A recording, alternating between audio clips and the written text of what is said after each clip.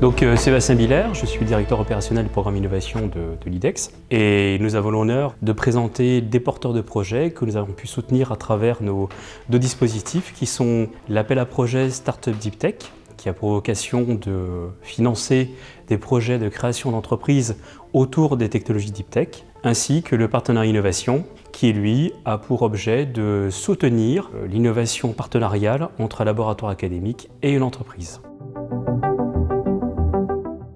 Bonjour, Vincent Dany, moi j'ai 10 ans de carrière de chercheur à l'Université Côte d'Azur et en 2022 j'ai cofondé la société Exadex Innov avec plusieurs cofondateurs issus de l'Université Côte d'Azur et du CHU de Nice.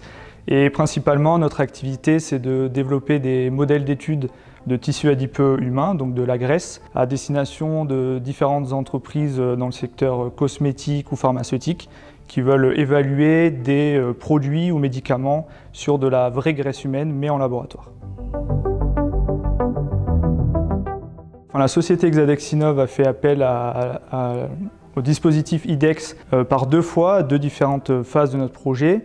Donc en T-création, on a bénéficié de l'appel à projet Startup Deep Tech, ce qui nous a permis de développer la preuve de concept marché de notre technologie. Donc nous avons mis sur le marché notre solution en 2022 grâce à ce dispositif. Et puis aujourd'hui, la société est créée depuis 2 ans et on bénéficie de l'appel à projet Partenariat Innovation que nous avons avec une équipe à l'IPMC pour développer un aspect plus R&D et de nouvelles solutions à destination du marché pharmaceutique. Donc les appels à projet IDEX ont été déterminants pour nous dans les différentes phases en fait, de la structuration de notre projet et de notre vie de société maintenant. Ça nous a permis d'avoir des ressources RH, donc des ingénieurs pour développer nos solutions au laboratoire. Et dans une autre phase avec le partenariat innovation, ça nous permet de continuer à faire de la recherche innovante avec des partenaires académiques d'excellence présents sur le campus de l'Université Côte d'Azur. Bonjour, Cyril Ronco, donc je suis enseignant-chercheur à l'Université Côte d'Azur, à l'Institut de chimie de Nice. Nous avons créé Roca Therapeutics en 2021 avec Maëva Dufy et 3 autres cofondateurs.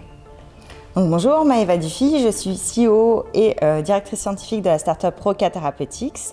Et comme l'a précisé Cyril, on a allié les chercheurs en biologie et en chimie de l'Université Côte d'Azur pour créer la start-up Roca Therapeutics et amener nos innovations jusqu'aux patients. Donc Roca Therapeutics a fait appel à l'appel à projet IDEX Partenariat pour s'allier à l'Université Côte d'Azur et profiter de leur expertise en développement de formulations pour dérisquer notre projet. En effet, on a pour objectif d'amener un principe actif au niveau de l'œil pour traiter notamment l'œdème maculaire diabétique. Et donc c'est une technologie très particulière qui nous permettra, une formulation très particulière qui nous permettra d'amener notre principe actif jusqu'au fond de l'œil pour qu'il soit efficace. Et donc on a fait appel notamment à l'équipe de Cyril à l'Institut de chimie de Nice.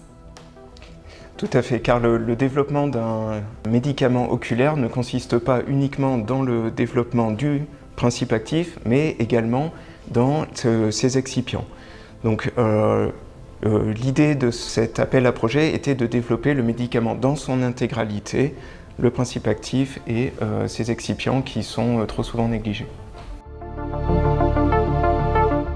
Alors on avait vraiment besoin de l'IDEX puisqu'au final c'est un partenariat entre une entreprise privée, la start-up Roca Therapeutics, et les laboratoires de l'Université Côte d'Azur. Donc cet appel à projet partenarial était idéal pour ce type de projet.